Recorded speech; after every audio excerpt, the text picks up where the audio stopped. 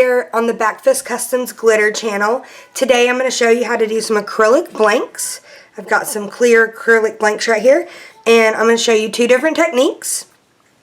For this tutorial, you're going to need your glitter, your acrylic blanks, some keychain hardware. I have a jump ring and the keychain, and I'm using some regular craft paint, non-fabric adhesive. I'm going to use banana glitter and more glitter. It's a pink and a very bright yellow. And I suggest that you have some jewelry pliers. If you don't have jewelry pliers, you could also use, your regular pliers that are in your junk drawer. So let's get to it. Alright guys, so I've got my Backfist Customs non-fabric adhesive on this little plastic lid, some yellow acrylic paint, my glitter, two paintbrushes, and my little weeding tool, which I'm going to use to take the backing off of this acrylic blank. So that kind of gets it started. And I just use my fingernail and peel the rest off. It is a clear acrylic blank, so you can still see the brown paper on the back, which we're going to leave for now.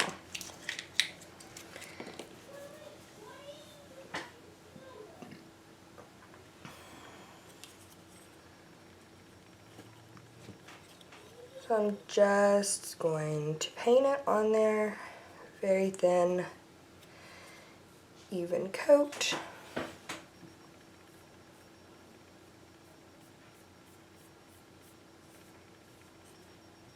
I just run my finger around the edges for any of the excess.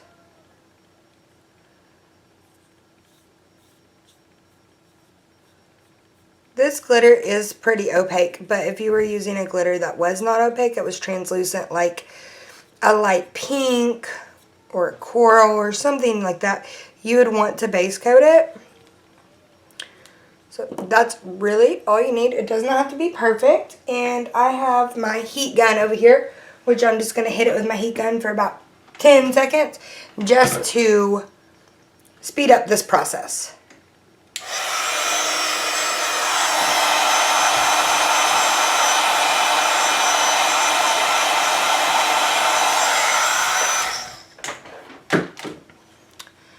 And the non-fabric adhesive, you do heat set it. If you don't have a heat gun, I have an embossing gun, and I also have a big heat gun.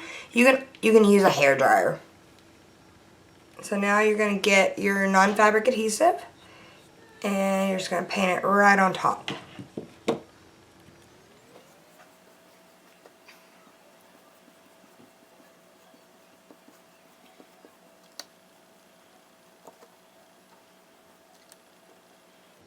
A good even coat all the way on it.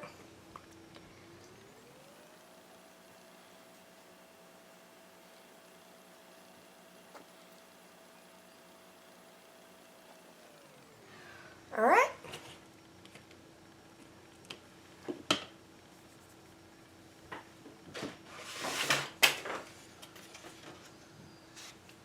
I'm going to lay a piece of paper down.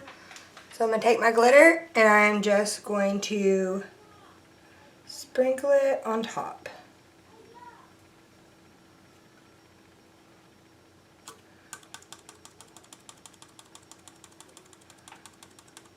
Make sure you have a paper down so you can catch your glitter, because there is going to be a lot of leftover glitter.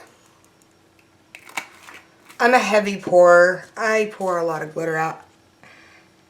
It's just how I do it, but I always scoop it back up and stick it back in. You're going to pick it up, and you're going to tap it. There's like so much glitter coming off, because I pour so heavy.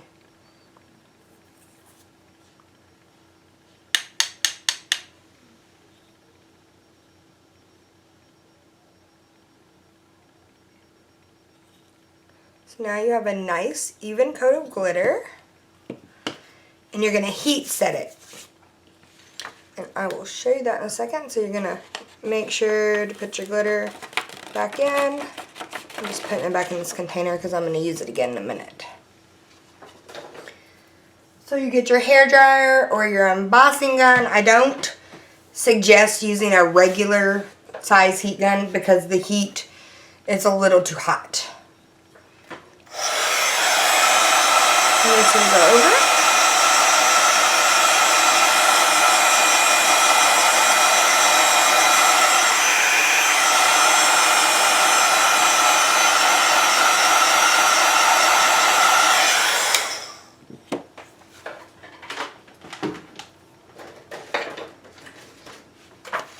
And get your paper again, put it back down.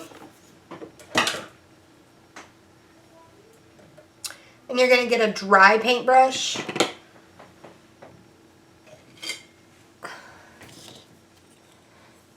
And you're going to dry brush it. And this is the same if you were doing cups or anything. Once you heat set the glitter, make sure you dry brush it because there's always a little bit of excess. And that's still good glitter. I put it back in the container.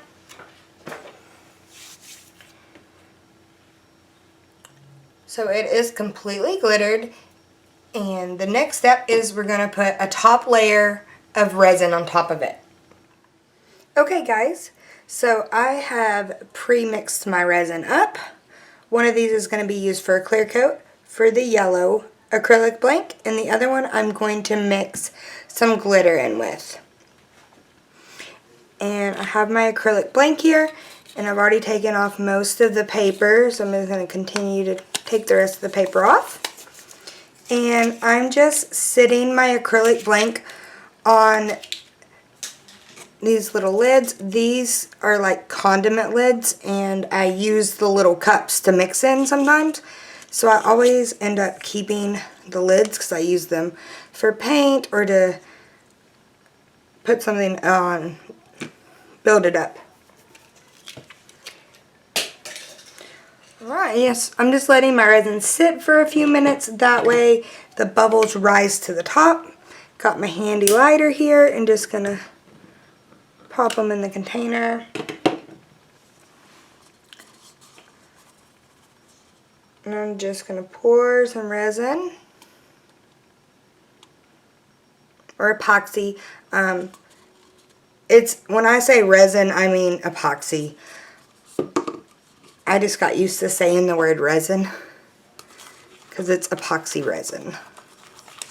Look at that, you guys. It's so pretty. Just going to mix the glitter in.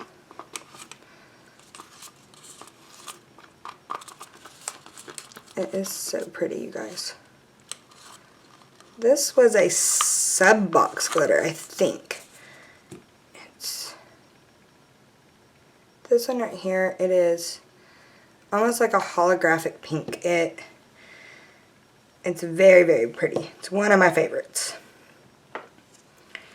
And clear resin right here.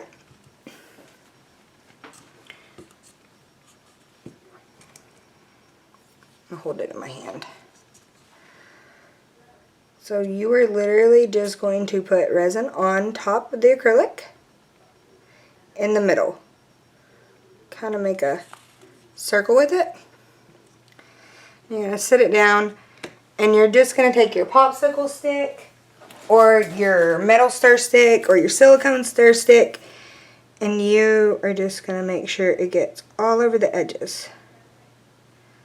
I just kind of drag it out to the edges.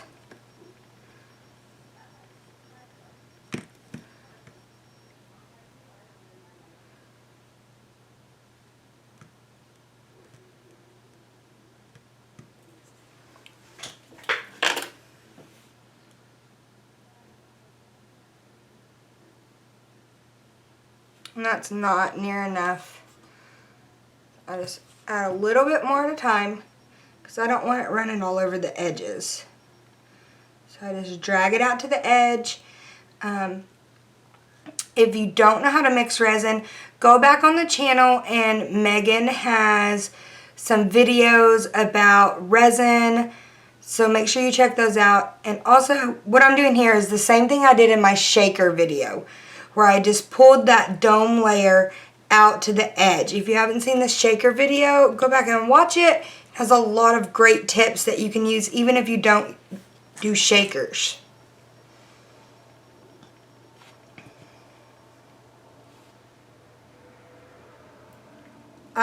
This is my favorite method to do acrylic blanks because I am not patient. I don't want to have to base paint it. I don't want to have to put the glue on and then heat set it and then do another layer. I just want to be one and done, because once this cures, it's perfect. It's good to go. It doesn't need another top coat.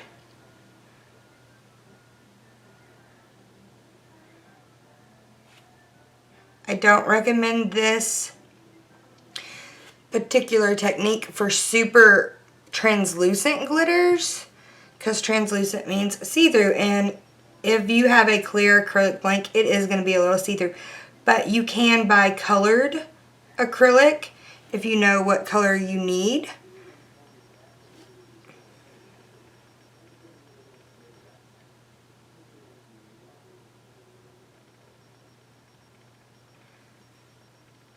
Just make sure you drag it all the way to the edges and you're done. And your leftover resin, you can just pop that into a mold to make sure you don't waste any. I'm going to set that off to the side.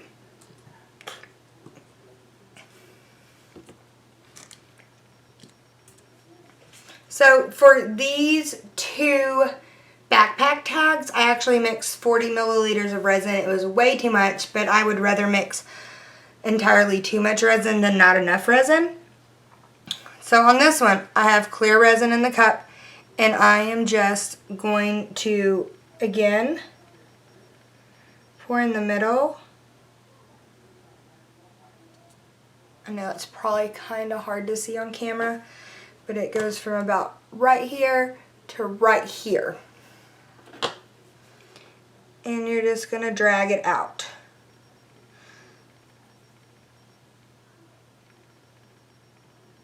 And it doesn't really matter what type of resin you're using. This is actually medium viscosity resin, so it's a little thinner than typical normal resin, artist resin, but it still works. It's still thick enough that you can just pull it right up to that edge. And if you feel that the resin that you have is too thin, just let it sit for 2 or 3 minutes and thicken up a little bit before you start this process. I do not tape the edges of my acrylic blanks. That's for the amount of work. It's just not worth it to me to sit here and tape off the edges when I can just start in the middle and pull it out. And if you can't see it on the top of your table, like sitting down like this, you can always get down eye level with it. That's the best way to check. I do get down eye level with all of my pieces, anything I do, and I check it against a very bright light to make sure that there's no fish eyes, no dimples, no piece of hair, anything like that. And if you get a little bit over the edge, just take your finger. Hopefully you're wearing gloves. I don't have any issues with resin, but resin safety is a personal choice, and I tell everyone, to do your own research and figure out what works best for you. In my area, I can't find gloves right now, so I'm just working with what I got. But I do have lots of baby wipes and a few Lysol wipes that I have been able to find. So at this point, once you think that it is covered all the way, you're going to get down eye level with your table and make sure that there isn't any spots that you need to fix.